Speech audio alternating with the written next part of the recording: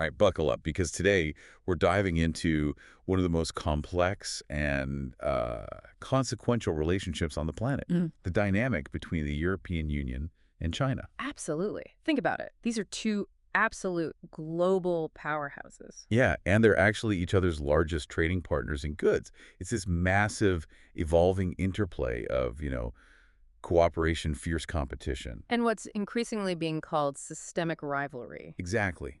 And that term, systemic rivalry, it really gets to the heart of the central tension we're exploring today, doesn't it? It does. Is the EU truly moving towards de-risking or maybe something closer to decoupling from China? And what does that even mean for the future? For global dynamics, and frankly, for you, the listener, navigating this increasingly interconnected world. Precisely. Our mission in this deep dive is to unpack all the nuanced facets of this relationship. We're going to look at everything from internal political shifts within China To global geopolitical competition, there's deep economic dependencies.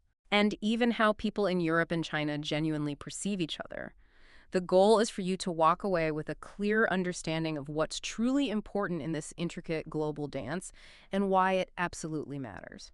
Okay, so let's start by looking at China's internal shifts.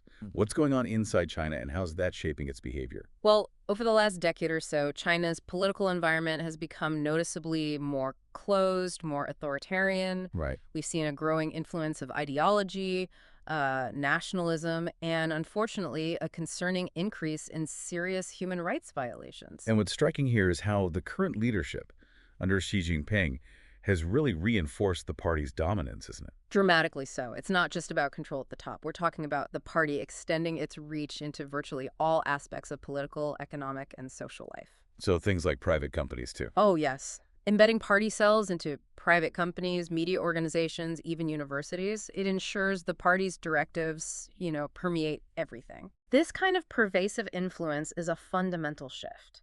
And it's been solidified by actions like removing the presidential 10-year term limit back in 2018, Right, I remember that. and Xi Jinping bypassing the unwritten 68-year age limit in 2022 to secure his third term at 69.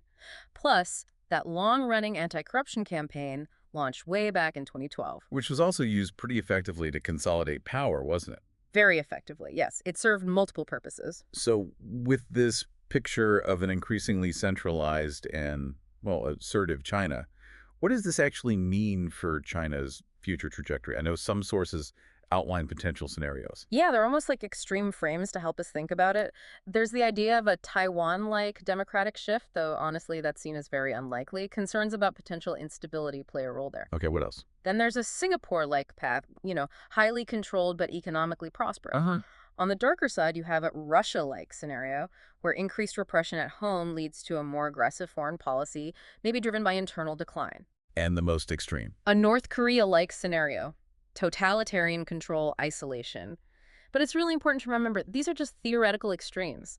The real dynamics will be far more organic and, frankly, unpredictable. Right. Reality is rarely that neat.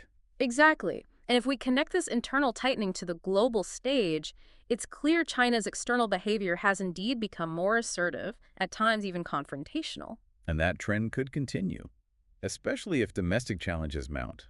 It certainly could. It might push Beijing to project strength outwards.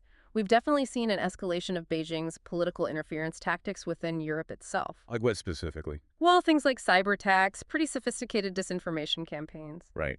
Think about those widespread stories we saw regarding U.S. biolabs in Ukraine, or even direct criticisms aimed at countries like the Czech Republic for supporting Ukraine. Exactly.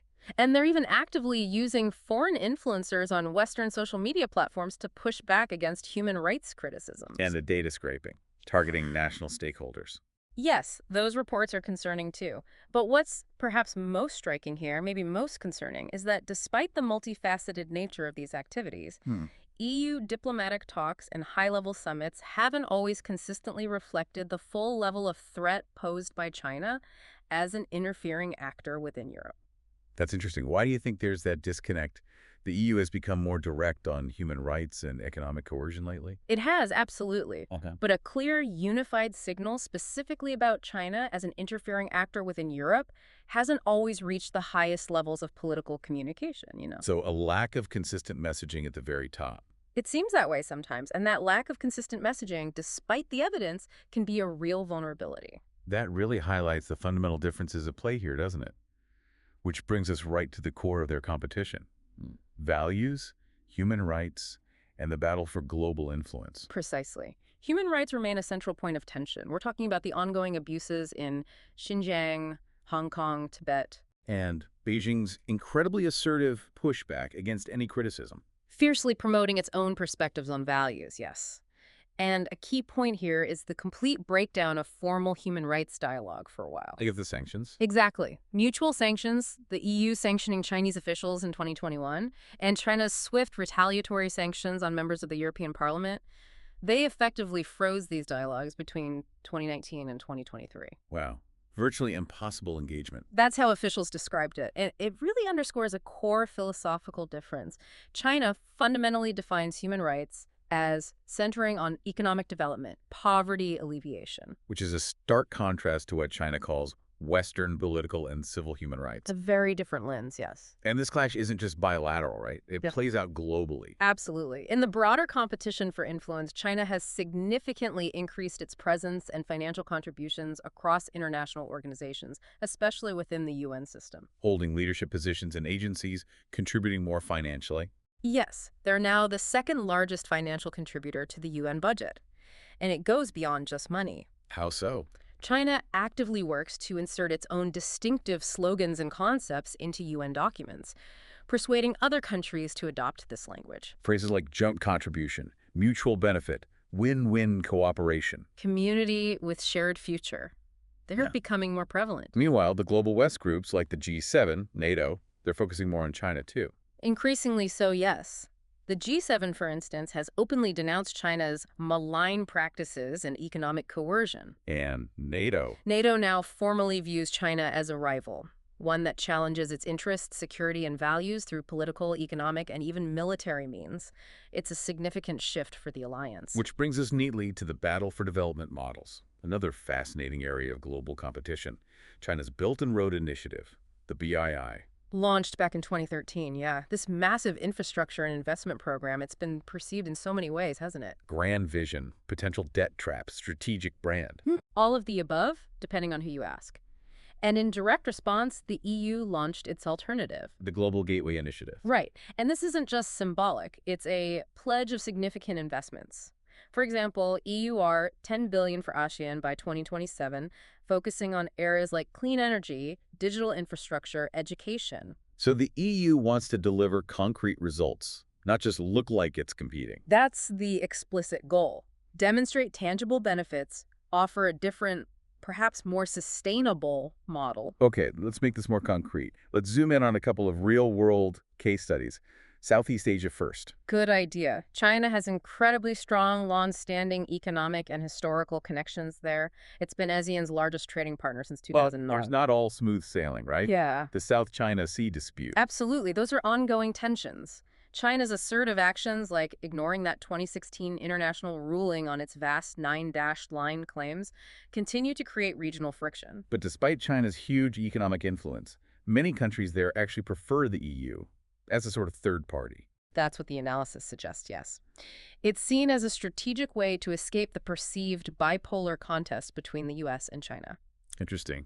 And public perception surveys in the region show the EU's image is actually improving. It's viewed very positively, especially on quality of life aspects. So that raises a question for the EU then. How can it effectively leverage this goodwill, become an even more indispensable partner? That's the strategic challenge, exactly. Okay, now let's shift focus to Europe's eastern neighborhood. Ukraine, Moldova, the Western Balkans. China's presence has grown there too. It has, certainly, but at vastly different speeds. Ukraine and Moldova, for instance, have quite clearly distanced themselves from China recently. Prioritizing the West and EU membership, especially since the war. Definitely. Whereas China's position on Ukraine itself is, well, complex, often called pro-Russian neutrality. Beijing tends to view Russia's invasion as a challenge to U.S. dominance, attributing the root cause to NATO expansion. Yet, simultaneously, it tries to limit negative impacts on its own EU relations and has expressed unease about nuclear threats. A balancing act. A very tricky one. And what's fascinating is that while officially neutral, Chinese companies have operated in a sort of gray zone. Reports suggest they've supplied components that find their way into Russian weapon systems. Hmm. And the Western Balkans dynamic. That's different again. Quite different.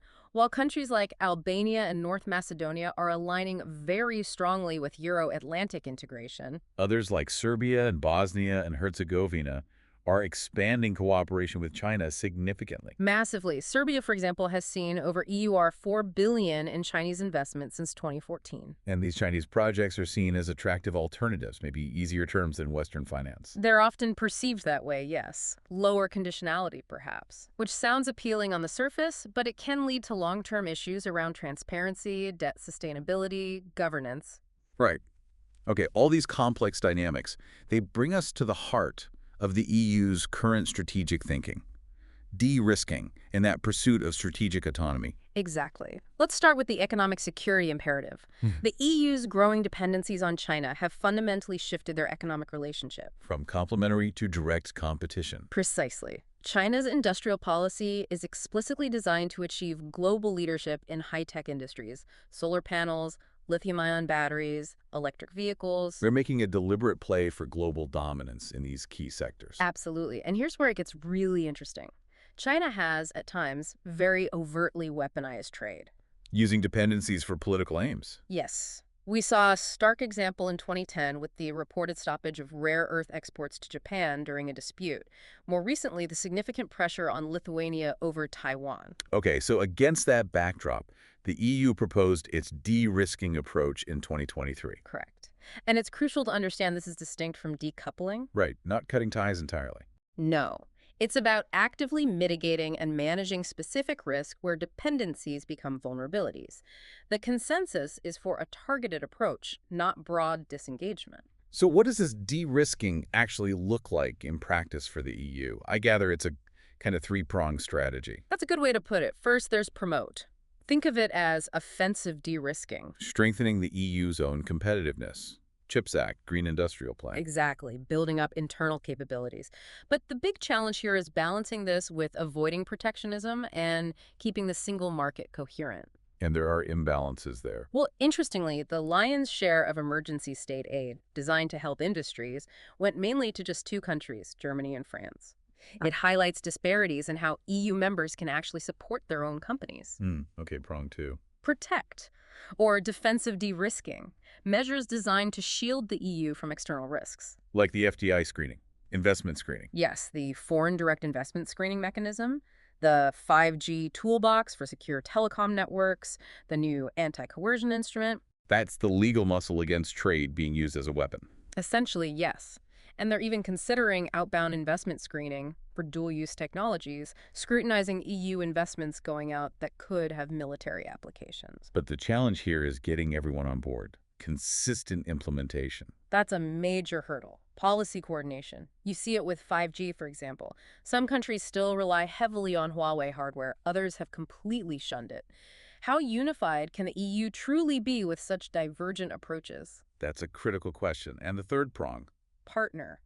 Collaborative de-risking. This focuses on deepening relationships with what the EU calls reliable partners. Diversifying supply chains. Reducing reliance on any single country, like China. Exactly. Initiatives like the Global Gateway and the G7 Partnership for Global Infrastructure and Investment, which secured a huge USD 600 billion commitment until 2027, are key instruments here. But even that's not straightforward. Aligning EU standards with Global South needs. It can be difficult, yes.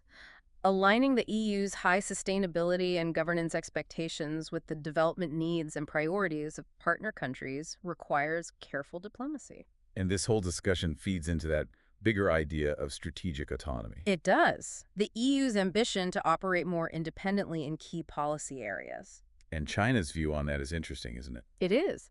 Beijing actually supports EU strategic autonomy, but mainly because they see it as a way to distance the EU geopolitically from the USA. Which creates a real puzzle for the EU. A very complex challenge. How do you balance the legitimate need for greater independence with existing crucial alliances, particularly with the United States? It's a delicate tightrope walk.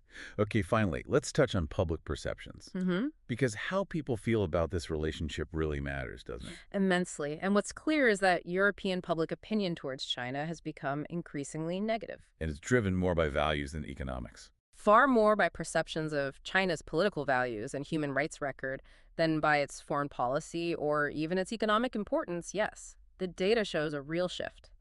In 2022, only 22% of Europeans held favorable views, Down from 36% just a few years earlier. a significant drop. Conversely, Chinese public opinion draws a very sharp distinction. Between the US and the EU. Exactly. The USA is generally perceived quite negatively, while the EU is actually seen quite positively. Chinese respondents often underestimate the EU's power, interestingly, and view EU foreign policy far more favorably than that of the US, Japan, or India. Which creates a real perception gap for policymakers. A huge one. EU policymakers face public pressure at home due to negative views of China. Chinese policymakers have more leeway because their public tends to view the EU in a more pragmatic, positive light. And these geopolitical tensions, they inevitably impact people-to-people exchanges. Education, research. They do.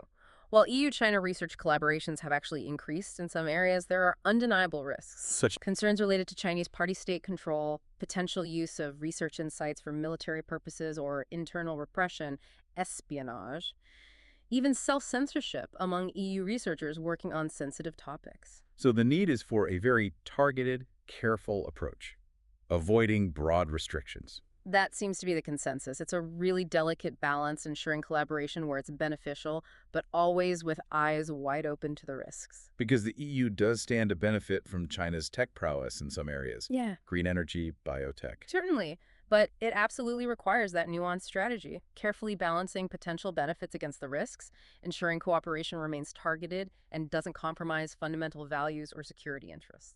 So as we wrap up this deep dive, it feels like, well, despite significant progress in understanding and addressing these challenges, the EU still lacks a truly comprehensive, consistent, long-term strategy for China. I think that's fair. Much of its approach has been, perhaps understandably, more reactive than proactive. And connecting this to the bigger picture, the importance of the EU developing a broader strategic vision for its preferred international order. And explicitly articulating how China fits into that.